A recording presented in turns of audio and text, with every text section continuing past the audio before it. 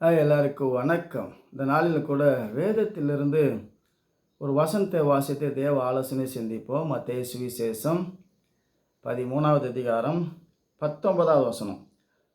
ஒருவன் ராஜ்யத்தின் வசனத்தை கேட்டு உணராதிருக்கும்போது பொல்லாங்கன் வந்து அவன் இருதயத்தில் விதைக்கப்பட்டதை பறித்து கொள்ளுகிறான்.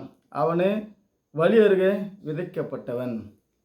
இந்த வேத வசனத்தை கேட்டு தேவனுடைய வார்த்தை கேட்டு உணராது இருக்கும்போது பொல்லாங்கன் அப்படின்னா சாத்தான், பிசாசு திருடவும் கொல்லவும் அழிக்கும் வருகிறான் என்று வேறொன்றுக்கும் வரான். இன்னைக்கு கிறிஸ்தவர்கள் அப்படின்னு சொல்லிக்கொண்டு ஒரு கூட்டம் 140 கோடி மக்கள் சத்தியத்தை கேட்குறதே இல்லை, சாராயத்தை விடுறதே கிடையாது.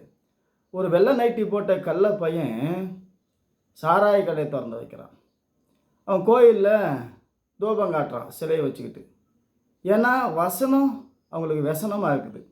வசனத்தை கேட்குறதே கிடையாது. ராஜ்யத்தின் வசனத்தை கேட்டு உணராது இருக்கும்போது பொல்லாங்கன் வந்து அவனுடைய வேலையை, அவனுடைய திட்டத்தை அவன் மூலமாக, அந்த வெள்ளை நைட்டி போட்டு கள்ள பசங்க இருக்கிறாங்களே அவங்க சத்தியத்துக்கு செவி கொடுக்க மாட்டாங்க.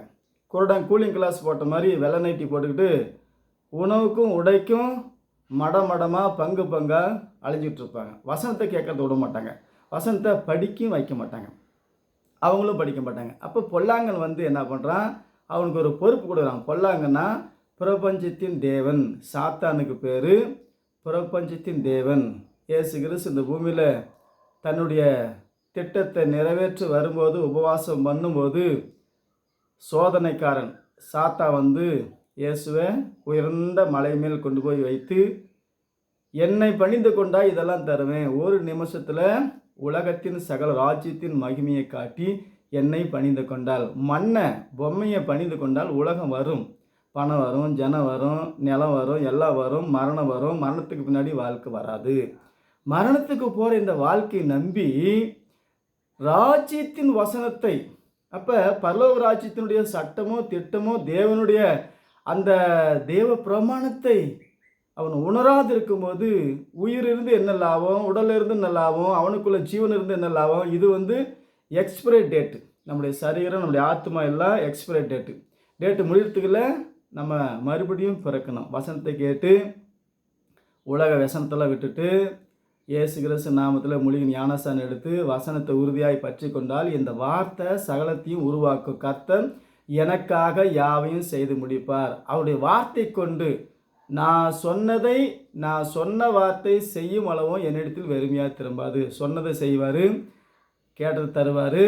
ஆகவே இந்த வசனத்தை உணர்ந்து தேவனுடைய வார்த்தையை, உயிருள்ள வார்த்தை இது. உன் ஆத்துமா என்பது தேவ வார்த்தை. அந்த வார்த்தையை ஜீவன், அந்த வார்த்தை தான் ஜீவன். நான் சொல்லுகிற வார்த்தை ஆவியும் ஜீவனுமாக இருக்குது. அந்த ஜீவனுள்ள வார்த்தையை விசுவாசிப்போம், தொடர்ந்து நித்திய ராஜ்யத்தை சுதந்திரிப்போம். உலகத்தை குறித்து கவலைப்படாமல் வார்த்தையை விசுவாசிக்கும் போது வார்த்தை சகலமும் செய்து முடிக்கும். தேவன் சொன்னால் ஆகும், கட்டளையிட்டால் நிற்கும். ஆகவே அந்த வார்த்தையை விசுவாசிப்போம், தேவனோடு நடப்போம், நித்திய ராஜ்யத்தை சுதந்திரிப்போம். கர்த்தர் உங்களை ஆசீர்வதிப்பார். மீண்டும் சந்திப்போம். வணக்கம். ஆமென்.